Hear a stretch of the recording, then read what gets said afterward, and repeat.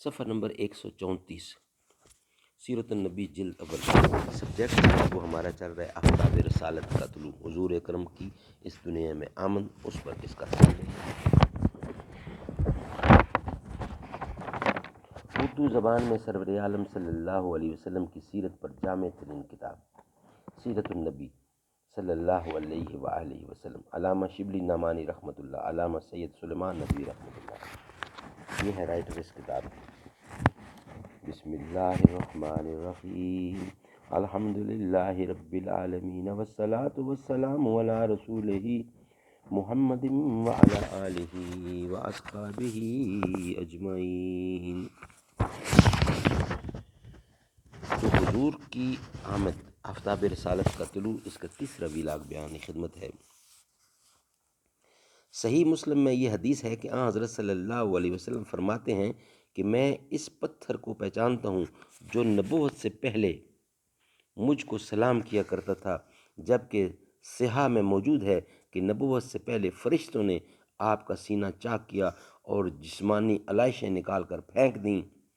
تو خود ان روایتوں کی روایت کرنے والے کیوں کر یہ کہہ سکتے ہیں یا کہہ سکتے ہیں کہ فرشتے کا نظر آنا ایسا واقعہ تھا جس سے آپ اس قدر خوفزدہ ہو جاتے تھے کہ ایک دفعہ تسکین ہو کر بھی بار بار اضطراب ہوتا تھا، اور آپ نے اپنے آپ کو پہاڑ پر سے گرانے کا ارادہ کرتے تھے اور بار بار حضرت جبرائیل کو اطمینان دلانے کی ضرورت ہوتی تھی؟ کیا اور کسی پیغمبر کو بھی ابتدائی وحی میں کبھی شک ہوا تھا؟ حضرت موسیٰ نے درخت سے آواز سنی کہ میں خدا ہوں، تو کیا ان کو کوئی شبہ پیدا ہوا؟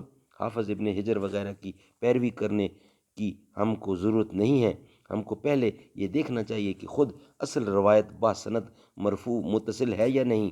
یہ روایت امام ظاہری کے بلاغات میں سے ہے، یعنی سند کا سلسلہ ظاہری تک ختم ہو جاتا ہے اور آگے نہیں بڑھتا، چنانچہ خود شارحین بخاری نے تصریح کر دی ہے۔ یہ ظاہر ہے کہ ایسے عظیم الشان واقعہ کے لیے سند مقطوع کافی نہیں۔ حضرت صلی اللہ علیہ وسلم جب فرض نبوت ادا کرنا چاہا، حضور نے جب فرض نبوت ادا کرنا چاہا تو سخت مشکلیں پیش نظر تھیں۔ اگر آپ کا فرض اسی قدر ہوتا کہ مسیح علیہ السلام کی طرح صرف تبلیغ دعوت پر اکتفا فرمائیں یا حضرت کلیم اللہ کی طرح اپنی قوم کو لے کر مصر سے نکل جائیں تو مشکل نہ تھی، لیکن خاتم الانبیاء صلی اللہ علیہ وسلم کا کام خود سلامت رہ کر عرب، اور نہ صرف عرب بلکہ تمام عالم کو فروغ اسلام سے منور کر دینا تھا۔ اس لیے نہایت تدبیر اور تدریج سے کام لینا پڑا۔ سب سے پہلا مرحلہ یہ تھا کہ یہ پرخطر راز پہلے کسی کے سامنے پیش کیا جائے۔ اس کے لیے صرف وہ لوگ انتخاب کیے جا سکتے تھے جو فیض یاب صحبت رہ چکے تھے، جن کو آپ کے اخلاق و عادات کی ایک ایک حرکات و سکنات کا تجربہ ہو چکا تھا، جو پچھلے تجربوں کی بنا پر آپ کے صدق و دعویٰ کا قطعی فیصلہ کر سکتے تھے۔ یہ لوگ حضرت خدیجہ رضی اللہ آپ کی حرم محترم تھیں، حضرت علی تھے جو آپ کے آغوش تربیت میں پلے تھے، زید تھے جو آپ کے آزاد کردہ غلام اور بندہ خاص تھے، حضرت ابو بکر تھے جو برسوں سے فیض یاب خدمت تھے۔ سب سے پہلے آپ نے حضرت خدیجہ کو یہ پیغام سنایا، وہ سننے سے پہلے مومن تھیں، پھر اور بزرگوں کی باری آئی اور سب ہمہ اعتقاد تھے۔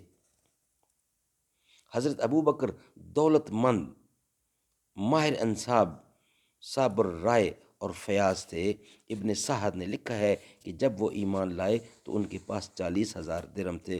غرض ان اوصاف کی وجہ سے مکہ میں ان کا نام عام تھا اور معززین شہر ان سے ہر بات پر مشورہ لیتے تھے۔